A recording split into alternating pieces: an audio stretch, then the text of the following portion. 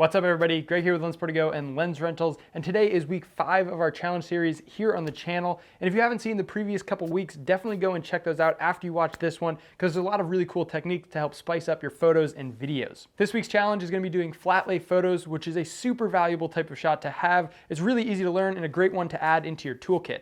If you want to get involved with the challenge, make sure to tag us #LensProtoGo@home as well as @LensProtoGo when you post up your photo for a chance to win some gear credits. We're also going to be sharing some of our favorites on Instagram throughout the next week. If you want the step-by-step process on how to shoot a flat lay from composition, camera settings, lighting, I'll throw a link to a video that I did right up here which covers all of that in depth. But in this video, I'm just going to be giving you a quick behind the scenes of this setup that I have behind me that I'm shooting for a banner on my website and kind of give you some tips and tricks and why I'm shooting it the way I am. The camera that I'm going to be using is the Sony a7 III with the 24-70 G Master lens. This one has a nice telephoto end to it, which is going to really help flatten out the image for these flat lay photos, which is always a plus. I'm going to be using the Westcott Flex 2x2 panel as my key light. It gives me a nice big soft source, and I'm going to be shooting it on this white IKEA tabletop, and you can see I kind of have all the stuff laid out behind me. And that's really it. I might bring in a bounce if I need a little bit of fill on the shadow side, but it's a pretty easy setup and you need very minimal gear to be able to do this. You really don't even need a light if you have some bigger windows or some daylight that you can use. The first thing that I'm going to do is take off this countertop and move it onto the ground. Now the ceilings in here aren't super high, so that's going to help me out in a couple different ways. One, I won't have to climb above the tabletop now. I'll be able to just kind of reach over it and take the photo that I need to. Having it down on the ground is also going to allow me to shoot at a longer focal length instead of shooting a wide angle, which is really going to distort the edges. Now as far as the layout of all of the items on your counter or whatever your surface is, you really need to think about what aspect ratio you're going to be finishing this photo in. Now I'm doing it for a banner, so I'm going to have a longer aspect ratio, but if you're shooting for like Instagram, it's going to be closer to a square or 4:5. If you're going to be doing it for a thumbnail, 16:9. So really have that in mind before you start shooting, because that's going to help you lay out all of your different items. You don't want it to feel too off balance by having like a lot of the big objects over on one side and then smaller objects on another side, and you really want to focus on spacing as well. So keeping a good distance in between each of your items to make it really feel cohesive and planned out. This is part of the process that probably takes the longest when doing flat lays or top-down shots, is really getting the layout looking right. One of the things that can be super helpful is if you actually have your camera mounted similar to like I have right now from the camera that you're looking at, and have it off with a monitor. This allows you to kind of see what you're doing as you're moving things around, so you can know if it's working for the actual camera angle and not just your eye.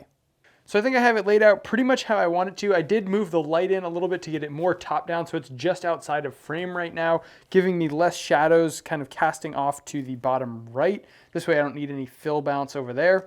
And when we're going to actually shoot this, we want to make sure again to use that longer telephoto end. So if I zoom in here, what am I at? I'm probably at about a 50 millimeter right now.